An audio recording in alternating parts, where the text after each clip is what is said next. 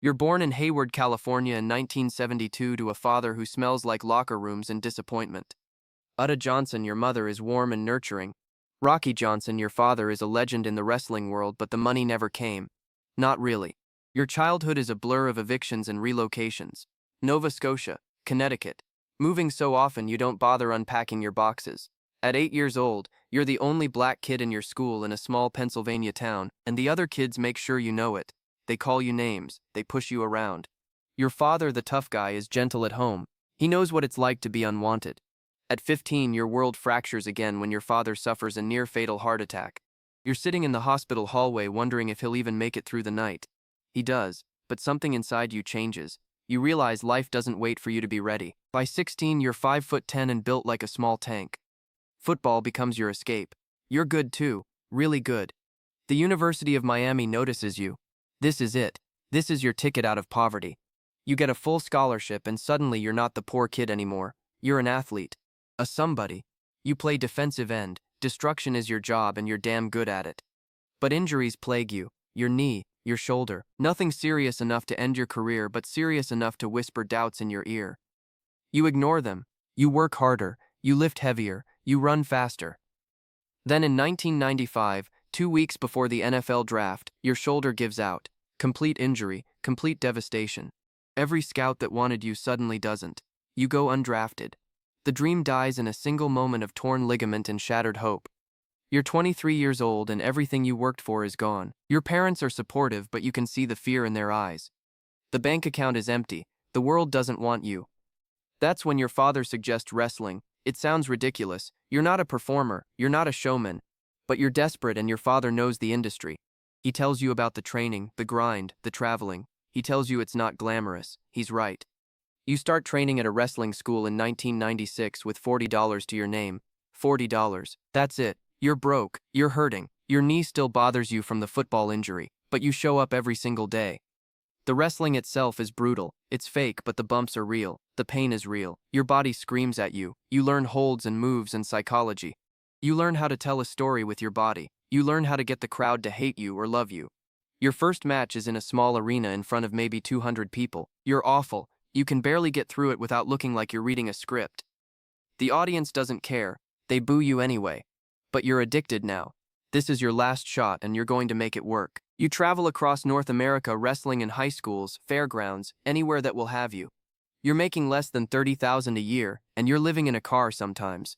Your girlfriend leaves you because you're going nowhere. Everyone's money talks and yours is silent. You're training in the gym at 4 in the morning because you can't afford weights anywhere else. You're studying wrestling tapes at night. You're reading every book you can find about the business. You're learning from wrestlers who are willing to teach you. Years pass like this, constant rejection, constant struggle. Then in 1996, the WWF notices you. They see potential under the amateur rough edges. They sign you to a developmental contract. It's not much, but it's real. You move to a small territory to learn the craft at a deeper level. Your father, a legendary wrestler, has finally paved a way, but now you have to prove you can walk it without him. You wrestle in front of 50 people in high school gyms, 100 people in small-town arenas. You're still terrible, honestly, but you're getting better. You're hungry, more hungry than you've ever been. In 1997, the WWF brings you up to the main roster. You debut as Flex Kavana, a bodyguard character. The gimmick is terrible. The crowd doesn't care about you. You're a joke, a walking parody. You're ready to quit, but something stops you. Then they change your character.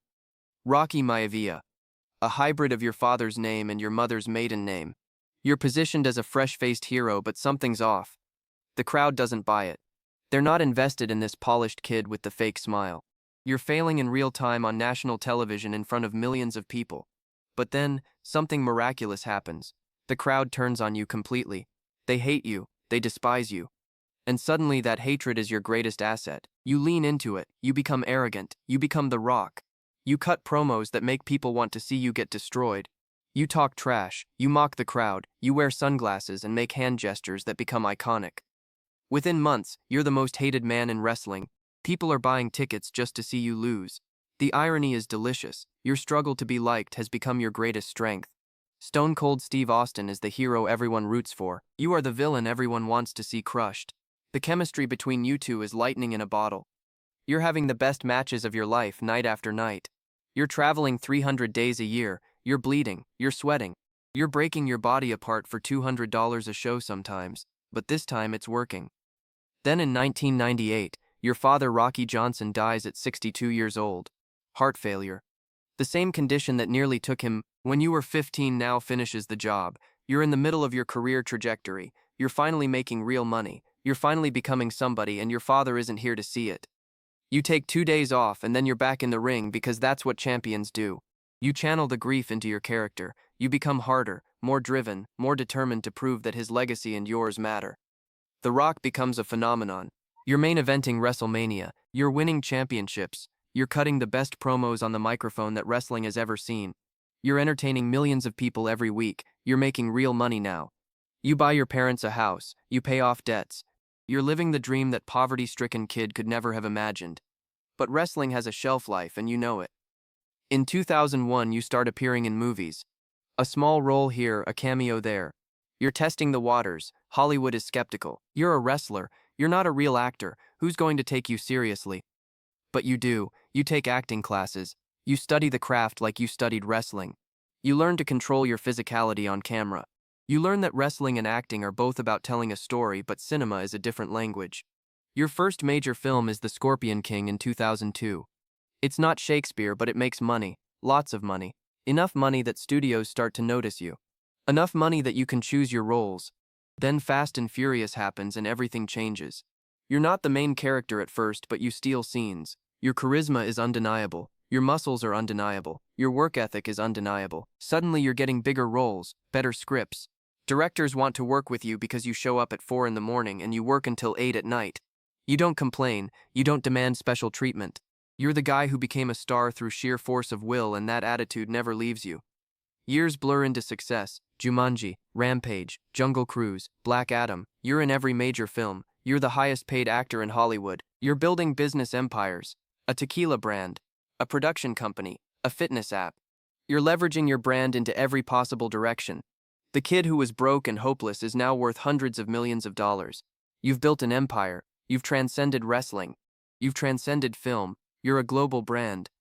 But somewhere along the way, success becomes complicated.